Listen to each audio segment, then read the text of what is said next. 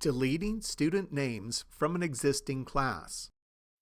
After you've logged into STEMSIMS, select the Classes tab from the top menu. Make sure the class you want to delete a student from is the active class.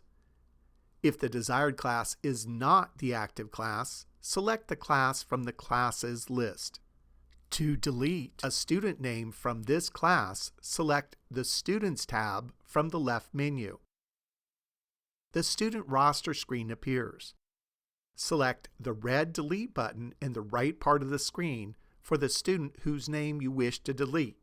However, use caution.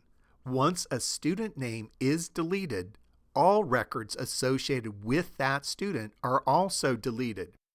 This is a permanent action and cannot be undone.